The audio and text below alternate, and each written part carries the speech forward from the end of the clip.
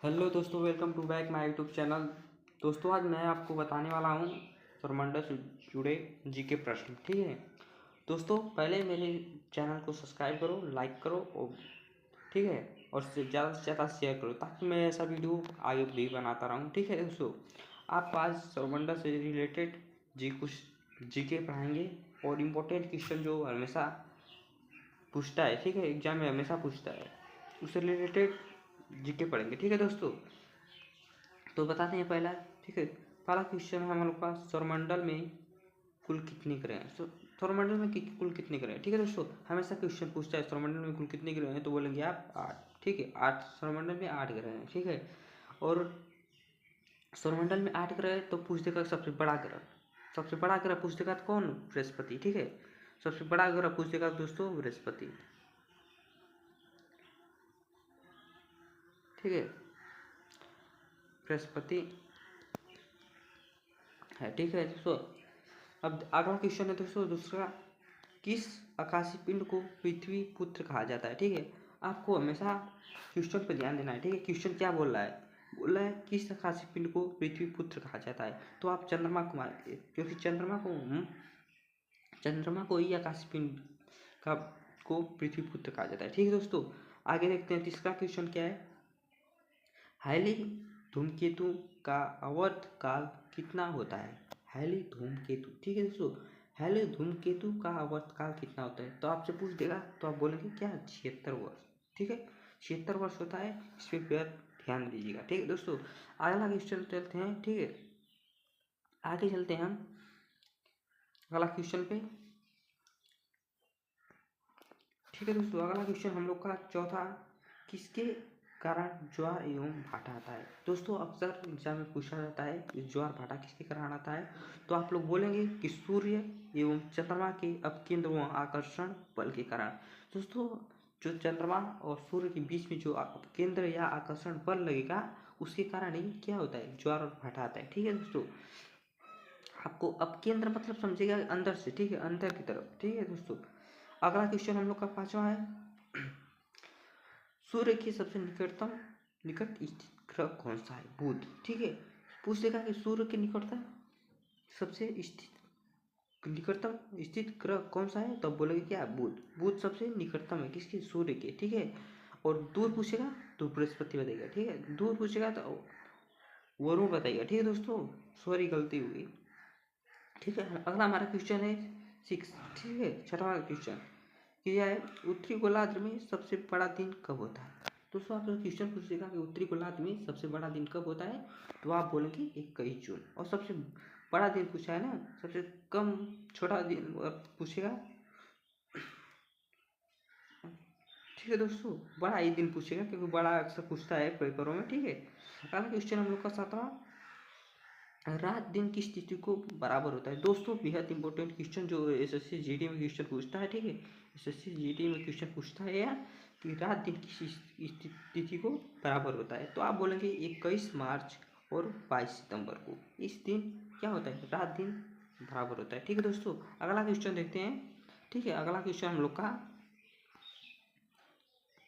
अगला क्वेश्चन है दोस्तों हम लोग का 8वां, सूर्य के चारों ओर घूमने वाले पिंड को क्या कहते हैं। ठीक है, सूर्य के जो चक्कर लगाते हैं ग्रह, ठीक है, उन पिंड घूमने वाले पिंड को क्या कहते हैं, तो ग्रह ग्रह कहते हैं। ठीक है दोस्तों, क्योंकि ग्रह ही चक्कर लगाते हैं। ग्रह कितने होते हैं, तो आप बोलेंगे 8। ठीक है, आगे आपको बता चुके हैं। ठीक है दोस्तों, 9वां क्वेश्चन हम लोग का, चंद्र ग्रहण कब लगता है। अब क्वेश्चन पूछ देगा आपको चंद्र ग्रहण कब लगता है, सूर्य ग्रहण कब लगता है। ठीक है दोस्तों, तो चंद्र ग्रहण कब लगता है, पूर्णिमा को।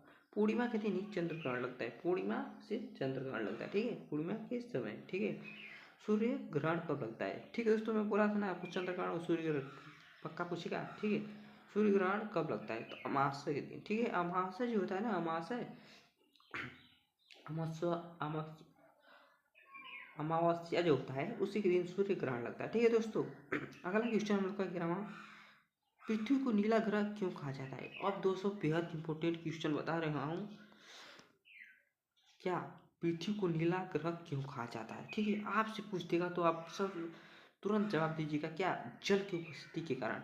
क्यों कहा जाता है इसे? जल की उपस्थिति। क्यों? क्योंकि दोस्तों, हमारी पृथ्वी पे, ठीक है, जल की मात्रा सबसे अधिक है। ठीक है दोस्तों, जल की मात्रा सबसे अधिक है, इसलिए पृथ्वी को नीला ग्रह कहा जाता है। ठीक है दोस्तों, अगला क्वेश्चन हमारा है,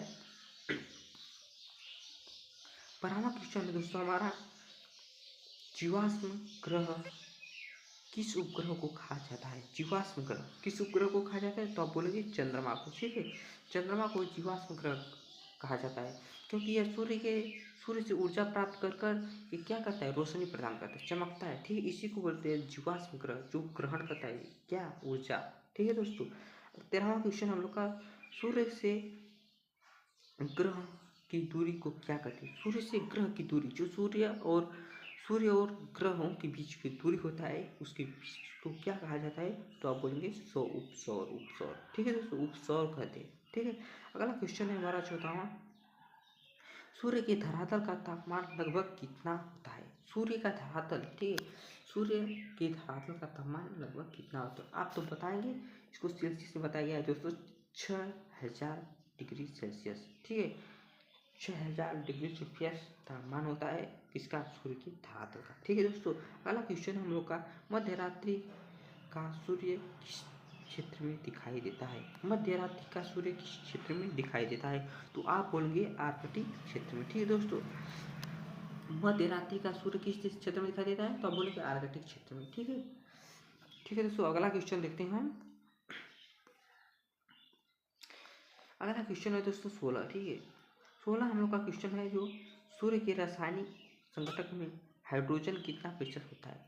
सूर्य के रासायनिक संगठन होता है दोस्तों, उसमें पूछा है हाइड्रोजन कितना प्रतिशत होता है? तो आप पढ़ेंगे 71%। ठीक है, 71% जो होता है ये रासायनिक संगठन में होता है। ठीक है, किसके? सूर्य के।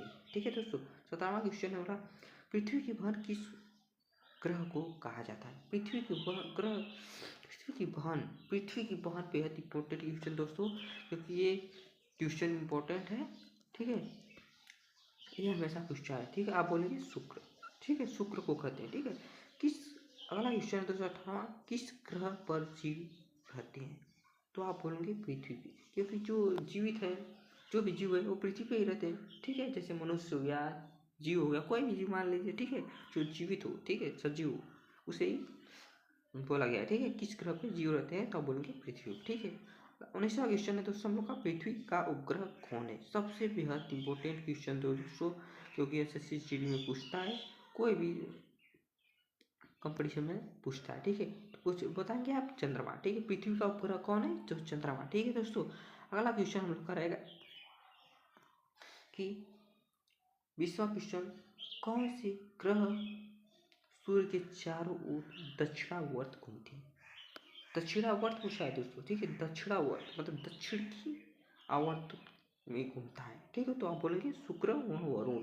ये जो ग्रह है दोस्तों, जो सूर्य के चारों ओर दक्षिणावर्त में घूमते हैं। ठीक है, अगला क्वेश्चन दोस्तों, निक्स ओलंपिया कोलंबस पर्वत किस ग्रह पर स्थित है?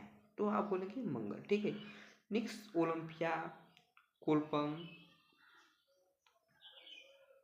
कोलंबस पर्वत किस ग्रह पर है? तो आप बोलेंगे मंगल। ठीक है, कोई खास से इम्पोर्टेंट नहीं है। ठीक है दोस्तों, इस पर ज़्यादा ध्यान मत दीजिएगा। ठीक है, अगला क्वेश्चन हम लोग का 22, सूर्य से